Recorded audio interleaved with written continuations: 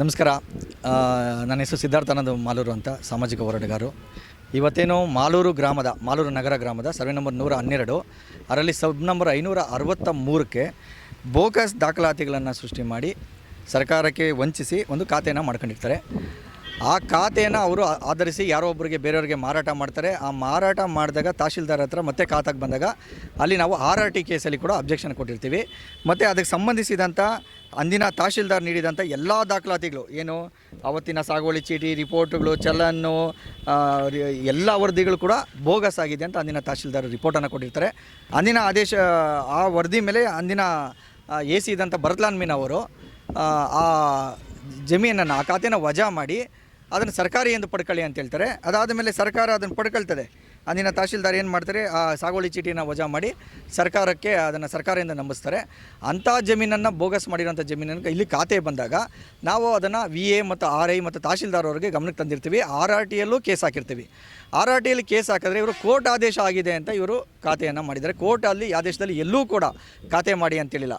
ಅದಕ್ಕೆ ಸಂಬಂಧಿಸಿಲ್ದಿರುವಂಥ ಯಾರೋ ಒಬ್ಬರು ಕೋರ್ಟ್ ಕೇಸ್ ಹೋದಾಗ ಮಾತ್ರ ಅದನ್ನು ವಜಾ ಮಾಡಿದ್ದಾರೆ, ಬಿಟ್ಟರೆ ಎಲ್ಲೂ ಖಾತೆ ಮಾಡಿ ಅಂತೇಳಿಲ್ಲ.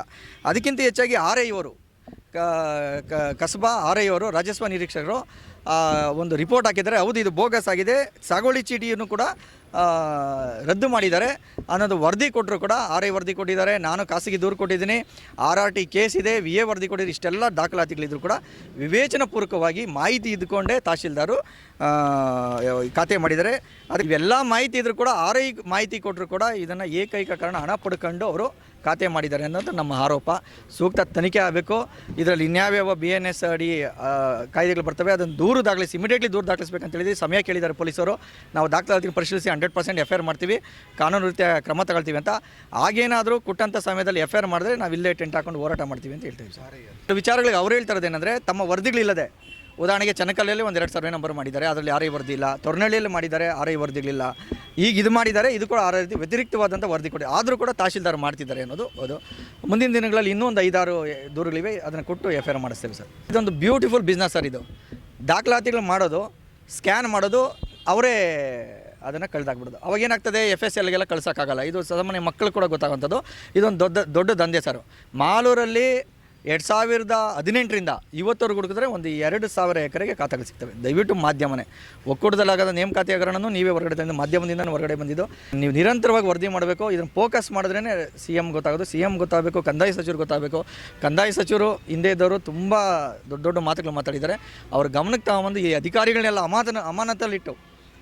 ಅಮಾನತಿನಲ್ಲಿಟ್ಟು ವಿಶೇಷವಾದ ಅಧಿಕಾರಿಗಳನ್ನ ನೇಮಕ ಮಾಡಿ 2018ರಿಂದ ಇವತ್ತಿನವರೆಗೆ 2020 ಆಗಿರೋ ಹೊಸ ಖಾತೆಗಳ ಬಗ್ಗೆ ಒಂದು ತನಿಖೆ ಮಾಡಿದ್ರೆ ಡೆಫಿನೆಟ್ಲಿ ಎಲ್ಲರೂ ಸೇರ್ಕೊಂತಾರೆ ಸರ್. ವಿಜಯ್ ಕುಮಾರ್ ಅವರು ಸರ್ ಏನಂದರೆ, ಈ ಸ್ಕ್ಯಾನಿಂಗ್ ಎಲ್ಲ ಮುಗಿಯೋ ಹಂತದಲ್ಲಿ ಹೊಸಬ್ರು ತಂದು ಹಾಕಿದ್ದಾರೆ 3 ಜನ. ಅವ್ರ ಇನ್ವಾಲ್ವ್ಮೆಂಟ್ ಎಷ್ಟಿದೆ ಅಂತ ತನಿಖೆಯಲ್ಲಿ ಅವ್ರಿಗೆ ಗೊತ್ತಾಗಬೇಕು. ನಾವು ಸರ್ಟಿಫಿಕೇಟ್ ಕೊಡಲ್ಲ, ಅವರು ಏನೂ ಇಲ್ಲ ಅಂತ. ಆದರೆ ಕೊನೆಯ ಹಂತದಲ್ಲಿ ಚಿಕ್ಕ ಹುಡುಗನ ತಂದು ಹಾಕಿ ಒಬ್ಬ ಸಾಮಾನ್ಯ ಹುಡುಗ ಮಾಲೂರು ತಾಲೂಕಲ್ಲಿ 16 ಎಕರೆನ 15.37 ಎಕರೆನ ಬೋಗಸ್ ದಾಖಲಾತಿಗಳನ್ನು ಸೃಷ್ಟಿ ಮಾಡಿ ಬೇರೆಯವರಿಗೆ ಮಾರಷ್ಟು ಆತನಿಗೆ ಆ ಶಕ್ತಿ ಇಲ್ಲ. ಇದೆಲ್ಲ ಮಾಡಿರೋದ್ರಿಂದ ರಾಜಕಾರಣಿಗಳಿದ್ದಾರೆ. ಸಿಟ್ಟಿಂಗ್ MLAನೂ ಇರ್ಬೋದು, ತಹಶೀಲ್ದಾರ್ ಇರ್ಬೋದು, ಅವರ ಮಕ್ಕಳಿರ್ಬೋದು, ನಂದಿನಿ ಪ್ರವೀಣ್ ಇರ್ಬೋದು, ಹರೀಶ್ ಇರ್ಬೋದು, ಹಂಗೆಲ್ಲ ಇದ್ದಾರೆ. ತನಿಖೆ ಮಾಡಿದ್ರೆ ಅದೆಲ್ಲ ಹೊರಗಡೆ ಬರ್ತದೆ. ದಯವಿಟ್ಟು ಅದು ತನಿಖೆ ಆಗಲಿ, ತಪ್ಪಿತಸ್ಥರಿಗೆ ಶಿಕ್ಷೆ ಆಗಲಿ. ಸ್ಪೆಷಲಿ ಇಷ್ಟೆಲ್ಲ ಡಾಕ್ಯುಮೆಂಟ್ಸ್ ಇದ್ದೂ ಇದಕ್ಕೆ ಶಿಕ್ಷೆ ಆಗಲೇಬೇಕು ಅಂತ ನಾನು ಪೊಲೀಸ್ ಇಲಾಖೆನ ಒತ್ತಾಯಿಸ್ತೇನೆ ಸರ್.